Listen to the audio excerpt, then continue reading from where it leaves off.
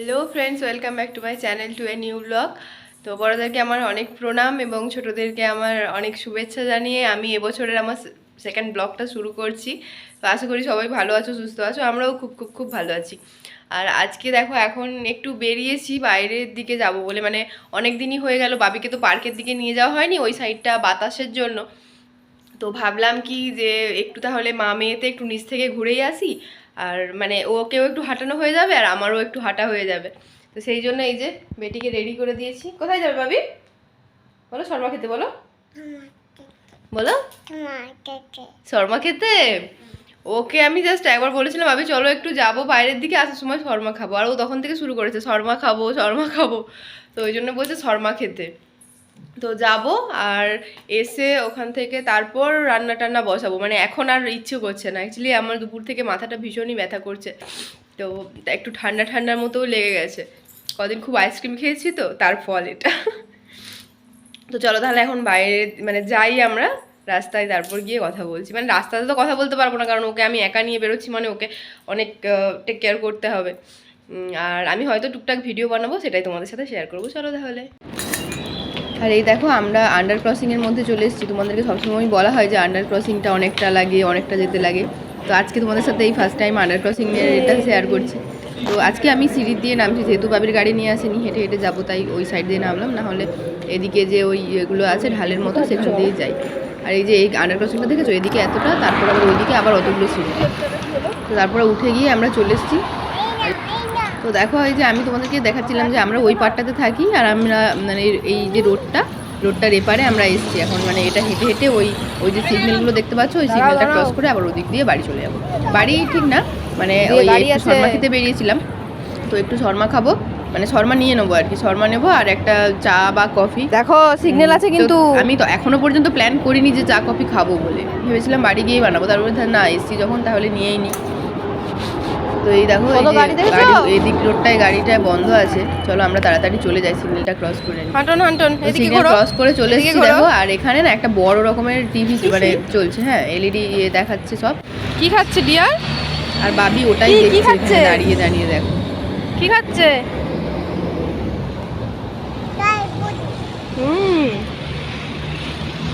টিভির এটা বন্ধ হয়ে গেছিলো লাইটটা, তাই বলছে লাইট বন্ধ। তো আমরা ওখান থেকে চলে এসেছি, ওখানটাতে ও একটু দাঁড়িয়ে দেখলো, একটু হেঁটে নিল, তারপর এদিকে চলে এলাম। এই যে আমি এখানে হাঁটছি আর এই পেছনে দেখো, এটাকে পেছনে পেছনে আসছি।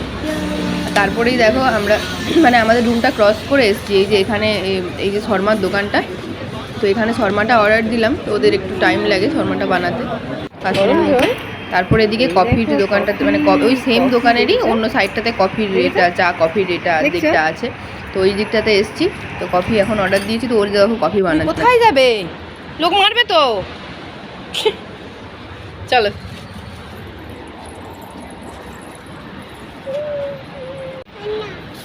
পা কনকন করছে, পা কনকন করছে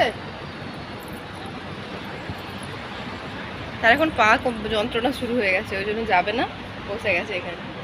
বুড়ি, এটা বুড়ি। আরে শর্মাটা ঠান্ডা হয়ে যাচ্ছে, ঠান্ডা হয়ে যাচ্ছে এটা। হ্যাঁ এটা কি আছে? বসেছে দেখো কেমন করে। শর্মা খাবে নাকি? কি খাবে? শর্মা। শর্মা খাবে।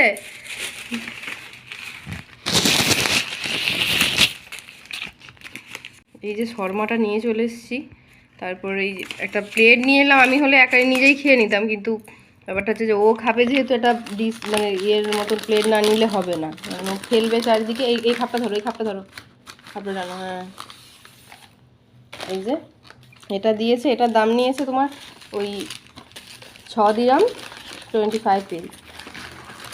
তো মানে তোমার ওই কত 6.5 টাকা, মানে প্রায় 120 টাকা, ওই 130 টাকা মতো এটার দাম, এইটুকু শর্মার দাম। তো চলো তাহলে এখন খেয়ে নিই দুজনে মিলে। শর্মা বলতে ওই এগ রোলেরই মতো, এর ভেতরে ওরা ওই চিকেন দিয়ে সুন্দর করে একটা র্যাপিং করে দেয়। তো র্যাপটা এখন খুলতে পারছি না, খুলছি না নয়, এর ভেতরে ওই চিকেন, লঙ্কা তো, আর এই যে এইটুকু একটা স্যালাড দিয়েছে, ব্যাস এইটুকুই। তো এর ভেতরে ওই চিকেন এটেগুলোই থাকে। তারাও একটু হাফটা খেয়ে নিই, তারপর দেখাচ্ছি। এই যে থাকে ভেতরটা, ওই মেয়োনিজ দিয়ে চিকেন দিয়ে পুরো ভরে দেয়, ওই মিক্সড করে তার মধ্যে কিছুটা ওই লেটুস পাতা দেয় আর খুব কমই বাঁধাকপি দেয়, ব্যাস এটাই। আর এটা তো স্পাইসি, তাই অনেকটা ঝাল, ভাবি খেতে পারবে না, তাই জল এনে দিল। ওকে ধুয়ে ধুয়ে চিকেনগুলো একটু দেবো।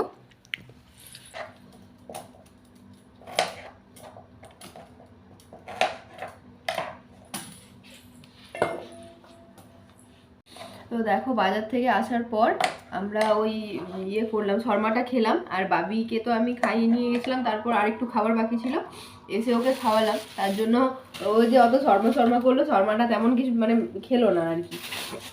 ওই একটু ঝাল স্পাইসি শর্মাটা ছিল, ধুয়ে বাবি হাত কেটে যাবে, হাত কেটে ইয়ে কী সব বলছি দেখো, স্পাইসি শর্মাটা ছিল বলে ওকে ঝাল লাগছিল, ও আর খেতেও পারলো না। তারপর ইয়ে করলাম যে ধুয়ে ধুয়ে একটু একটু দিচ্ছিলাম, ওই একটুই খেয়েছে, বেশি খায়নি, একদমই অল্প খেয়েছে। আর আমি ওটা খেয়ে দিয়ে ওই ভাত ডালটা বসিয়ে দিয়ে এসেছি। আর এখানে দেখো এই যে ব্রোকলি আলু দিয়ে পনির দিয়ে তরকারি করব আজ রাতে। না আমার মানে ঠান্ডা লাগার জন্য আমার একদম ভাত খাওয়ার ইচ্ছে নেই, তো রাকেশের মতোই করে দিচ্ছি। ওই ও হচ্ছে আলু দিয়ে ব্রোকলি দিয়ে আলু, ওই এই যে হাফ আলুটা বাবি তরকারিতে সকালবেলাতে দিয়েছিলাম, ওই হাফটা আছে, ভেবেছি এতেই দিয়ে দেবো। আর না হলে এমনি মানে আলু এই ব্রোকলি আর পনির দিয়ে তরকারিটা মেনলি করব, তো ওটা করব। আর উচ্ছেও তো বাবিকে রাতে দেবো না, আর আমি তো উচ্ছে খাই না, রাকেশের জন্য উচ্ছে ভাজাটা করব। আর এটা তো সকালেও নিয়ে যায়, তো সেই কারণে একেবারেই করে নেব। আর ডালটা বসিয়েছি, ডাল ব্যাস, ডাল ফুলকপি ব্রোকলি আর পনিরের তরকারি আর ইয়ে উচ্ছে ভাজা। কি রান্না করছি ভুলে যাচ্ছি, শরীরটা সত্যিই ভীষণ খারাপ, এত ঠান্ডাও লেগে গেছে না, কারণ কদিন না আমি খুব কোল্ড ড্রিঙ্কস খেয়েছি, আর ওই ইয়ে আইসক্রিমও প্রচণ্ড খাওয়া হয়ে গেছে। তারপর ঘোরাও হয়েছে, যে রাত 12টার সময় ওই ওখানে যখন গেছিলাম তোমার ফায়ার ওয়ার্ক দেখতে গেছিলাম, তখনও ঠান্ডাটা লেগেছে সারা রাত খালি মাথাতে, মানে অতটা রাত।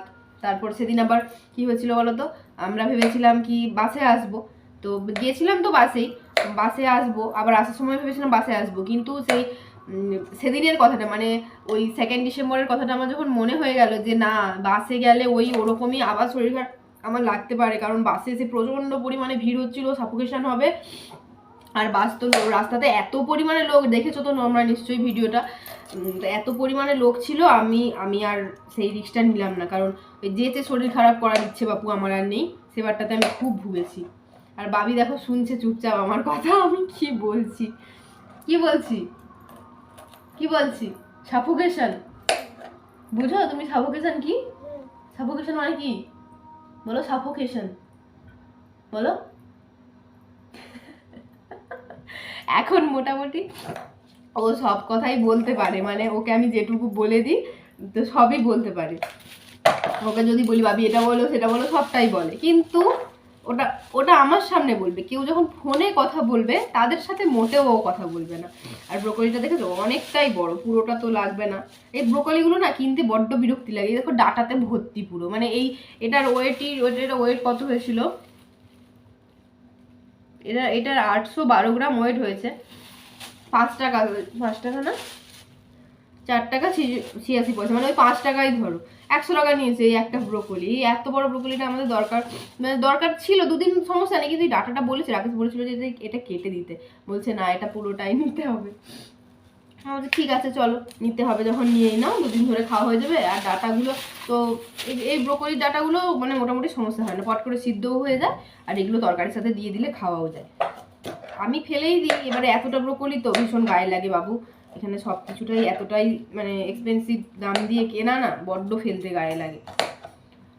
তো যেটা বলছিলাম, সেদিন তো দেখলে ওই সব করে ঠান্ডা লেগেছে মোটামুটি বেশ ভালো মতোই। তারপর কালকেও আমি কোল্ড ড্রিঙ্কস খেয়েছি ঘরে, অ্যাকচুয়ালি রাকেশ অনেকগুলো ক্যান কিনে রেখেছে কোল্ড ড্রিঙ্কসের, আর আমার কোল্ড ড্রিঙ্কস দেখলে মানে একটু হয়তো ধরো মনে হচ্ছে একটু বেশি খাওয়া হয়ে গেছে, পট করে খেয়ে নিলাম, না থাকলে না আছে তখন তো আর মনে হবে না যে আমি দোকানে যাই কিনে নিয়ে এসে তারপর খাবো, কিন্তু থাকলে যেটা হয় আর কি।